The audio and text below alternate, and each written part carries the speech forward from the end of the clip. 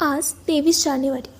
शास्त्रानुसार आज विठ्ठल रुक्मिणीचं म्हणजेच श्रीकृष्णाचं आणि रुक्मिणीचं विवाह झालेला होता. काय आहे बरं या विवाहाची गोष्ट? चला तर मग जाणून घेऊया. खूप वर्षांची गोष्ट आहे. विदर्भ देशामध्ये एक भीष्मक नावाचा राजा राहत होता. राजा अतिशय शूर होता, न्यायप्रिय होता आणि त्याला रुक्मी आणि रुक्मरथ अशा अनेक मुले होती. पण त्याची प्रतिष्ठा, त्याचा गर्व, त्याची एक कन्या म्हणजेच देवी रुक्मिणी होती. देवी रुक्मिणी फक्त रूपवतीच नव्हती, तर ती अतिशय बुद्धिवान होती. रुक्मिणी देवी ऋषींच्या आश्रमामध्ये शिक्षण घेत होत्या. तेव्हा त्यांच्या शिक्षणामध्ये ते अनेकदा श्रीकृष्णांचा उच्चार करायचे. ते कसे न्यायप्रिय आहेत, त्यांचं सौंदर्य, त्यांच्या ज्या काही सगळ्या गोष्टी आहेत ते नेहमी सांगायचे.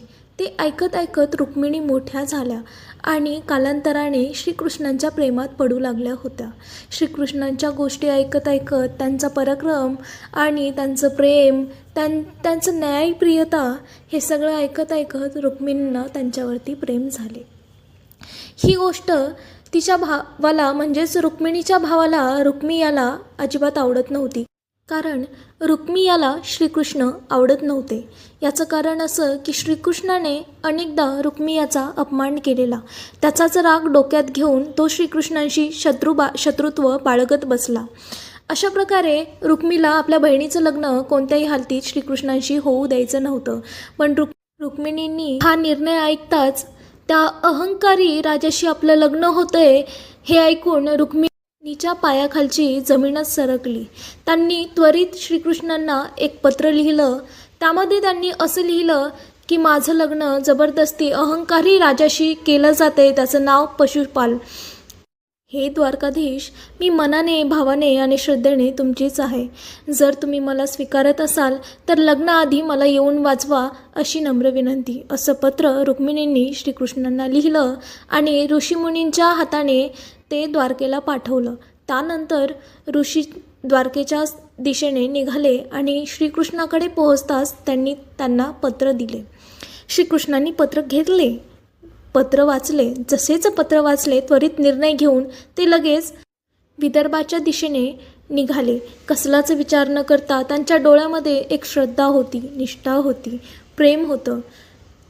त्यानंतर विदर्भामध्ये भीष्मक राजाच्या राज्यामध्ये पोहोचताच श्रीकृष्णांनी रुक्मिणीचं हरण केलं, तिला घेऊन गेले आणि विधीपूर्वक रुक्मिणीसोबत त्यांनी विवाह केला. त्यानंतर काही वर्षांनी पुंडलिक हा एक भक्त श्रीकृष्णांना खूप प्रसन्न करीत होता.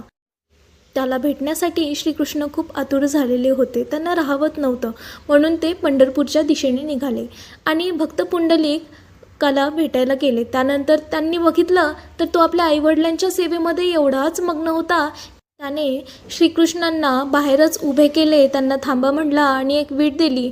त्या विटेवरती श्रीकृष्ण उभं राहिले आणि पांडुरंगाच्या म्हणजेच विठ्ठलाच्या स्वरूपात स्थिर झाले.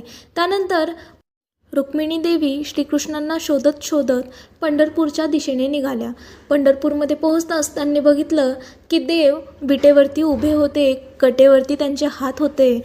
पण देव इतके आपल्या भक्ताला बघण्यात मग्न झाले होते की त्यांचं लक्ष रुक्मिणीकडे गेलंच नाही. रुक्मिणी रुसल्या आणि दूर निघून गेल्या. आजही पंढरपूरमध्ये विठ्ठलाचं मंदिर आणि रुक्मिणीचं मंदिर वेगळं वेगळं आहे.